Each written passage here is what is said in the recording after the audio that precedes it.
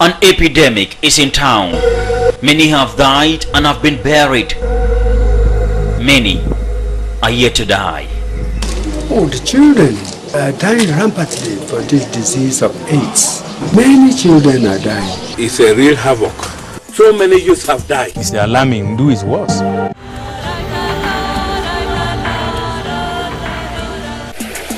Welcome to Donga Mantung Division in the northwest province of Cameroon, where HIV/AIDS is omnipresent and is killing the old and the young. Within the Cameroon municipality, you have more than 20,000 orphans, where the parents have died at very young ages, and these children are there. Mondays to Saturdays are usually very busy days for Dr. Gonfei. He is the chief medical doctor of Gambia Integrated Health Center. It is the only functioning center in this border division. Patients come from all the subdivisions to receive medical treatment here.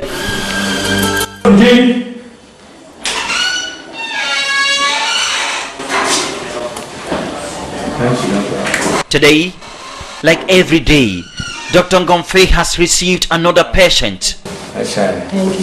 She is seropositive. In fact, on a daily basis, I have a case. And sometimes we even have up to 4 or 5 cases a day. And they're dying. HIV and AIDS is a dreaded disease in Donga Mantung Division. Stigmatization is still very high. After more than a year of negotiation, I finally convinced some of the patients to voice their plight, but they prefer to remain anonymous.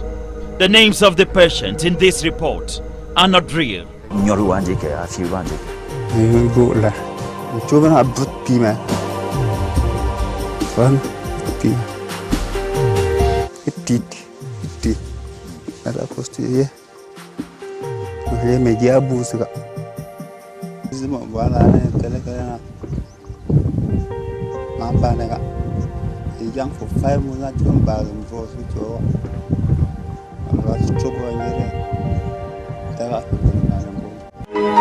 The statistics are alarming. Last screening indicated 11% of the people are infected. But Dr. Gonfei says it is more. I'm sure it's over 20 or 25%. That so far is the highest infection rate in Cameroon. You know, with the coming in of the military into Cameroon in 1997, many things happened. So many of the young men in the military were infected. So many have even died. And as they came, they were wild, running after girls left and right. And this, therefore, since they were the people with the means and there is a lot of poverty all over, the girls were running after them, and so many of them caught the disease, and they infected so many young men around. To me, in this division, it's probably due to the stigma and the discrimination, and also the unreasonable opinion they have about HIV/AIDS, so that it has resulted to denial. In fact, for many years, the people denied the existence of the epidemic. They said it was witchcraft. A person who has caught HIV/AIDS and is sick and ready to die will accuse maybe a stepmother, an uncle, or anyone left and right, and many families were being scattered.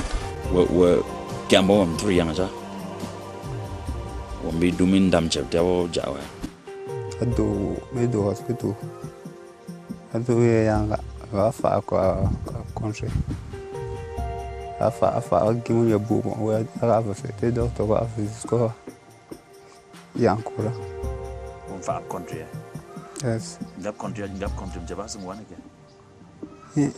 Awan de bumo. Rowan de bumo. Ni na nazapchu. Am gato no. This yang sa ba wana ga to at. Aba ba sa wa. Nato. Ga country am chilana ge. Am ku pa yam che ku la ba na je bumo. Ambo je country mo shi na so yena. nó cũng khỏe chứ mà buồn nhiều nó buồn mọi trong mạng nó buồn nó phải đi cái là mình nó chỉ thả nhọ mày chơi bùa ta bùa nó vào còn đến ba này yêu mày cả ở xin lại em này mình bảo anh gái cho chị tin nó rồi mày sẽ đi to bố tiếp theo nó có sẽ lên bố. Today, the families are still scattered, not by witchcraft, but poverty and prostitution. The girls have just gone wild for sex and money. Because the girls don't have money, they don't have even the means of living. Many have school drop out because their parents don't have money to educate them. And therefore they want to get a way of living. They need dresses, they need rubbing oil. They therefore go after the young men or the military boys who have the 200, 500 francs to give them. And this is exactly what is killing most of our people through the illness.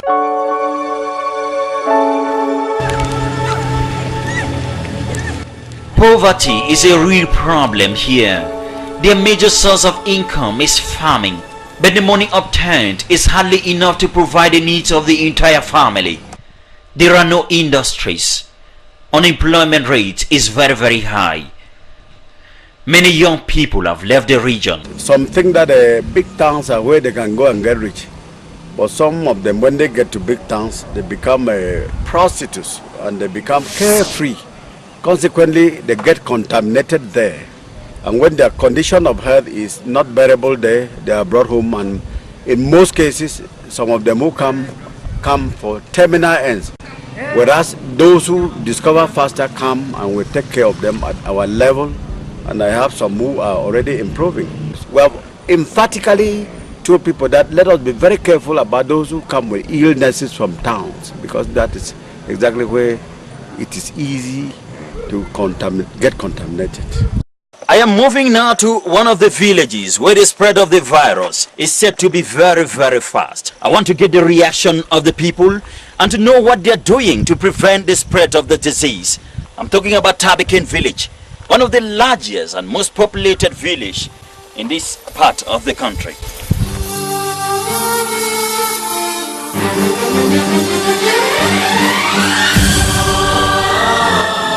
As a child, I grew up in this village, and the villagers were happy to see me home again after a long time. Then I broke the news to them. I told them that according to medical statistics of the infection rate of HIV/AIDS in Donga, Mantung, Mr. J is first and Tabikin is second on the list. They told me so many of their people have died. Then it's a pitiful situation. Because yesterday we lost 4 persons. Then I asked them why the people were dying of the epidemic. It's because they are careless about their own personal lives. Because they have the conception that whether you have AIDS or not, you must die. From my own point of view is ignorance. Ignorance, because many people around here do not want to accept the truth about HIV and AIDS. The people have a message for the outside world. We want to call on all of the African people who are out there in Cameroon, Europe and all over, maybe to turn back and meet their people back, whether through whatever means. We hope that through health education and frequent visit to the place by doctors and giving that education to the public can be of help to the population of Tabikin. It is a cry that is coming not only from Tabikin but from the rest of the border division. People have to be on the field, must have health workers who have to be moving from door to door telling people that, but that is not done. It is a familiar story across the region. Doctors complaining that the messages are not reaching the patients. There are, for instance, take Sabongari for instance. I'm sure the HIV rate there should be around 35 to 40%. But there is no center there. Nobody is even screening there. That is the problem. Most of them that come up here are always positive. So this poses a problem of sensitization. It means that people are not sensitized enough in rural areas. Nobody goes there really. Who goes there to sensitize them? We're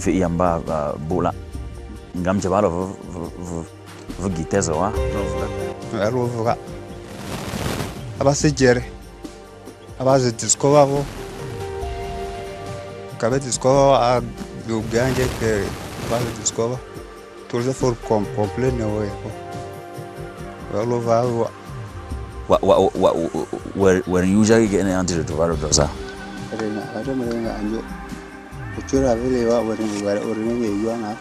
The amount of noise, if I can put it that way, that you have in newspapers, on the radio, on television, people still don't know.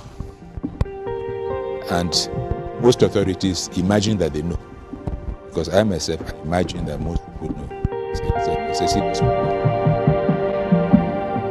I traveled to Bamenda to meet the Northwest Regional Coordinator of the National AIDS Control Committee. So I will not accept the fact that rural areas are completely left. She was completely disconnected from what was happening in the rural areas. First phase of this program had to do Madam, we a are lot. talking about what is happening now. What is happening? There is nothing. Why is it that they are not sensitizing people in rural areas? I will not say that they are not sensitizing people That's in what rural, the patients are saying. in rural areas. I have met the patients who have told me openly, and I've been to the rural areas. There's nobody there. The fact is that there's no sensitization. So what is happening? There is. I will not really say that there's no sensitization, because we have, even when you go to the rural areas, they have health centers. Back in the village, the story is quite different. Why is it that you people don't go to rural areas for transport? For instance, Ndu Health District has no single vehicle. How would the doctors move? The roads are bad. No vehicle here for the district, even for the district hospital. So there's nothing that we can do. We will not want to tell a lie that most of the actors are in the urban areas, but at least every rural area has benefited from its sensitization. That was in the yesteryears. It's true. We all know that it happened. People have been sensitized in the rural areas for many years in this country. But the fact is that it has come to a stop. I have discussed with patients who have informed me that they have never heard anything about it. They have never heard anything about HIV/AIDS. They were even surprised that they would be, it might be positive. It might be a specific problem to the... There are many of them. It's not it might be a specific problem to the areas where you went. I think it is not... It could be a problem in some regions that are not very accessible, okay? It could be a problem in regions that are not very accessible, but there is ongoing sensitization in the rural areas. So what happens to these people, to these rural areas that the people don't go there? Well, health personnel. Health personnel, I would want to say that sometimes, you see, even we don't have enough hospitals and we don't have enough staff in the hospital. If you take a place like Adere, where you have to take about, you take, say, from Luz to Adere, it's 8 hours trekking. How many people go there? You tell the people, you go there, and there's not even a single nurse in that village. But that's a village of more than 4,000 people. The future of these happy children might quickly be swept away, and the old people left behind if something is not done fast enough. If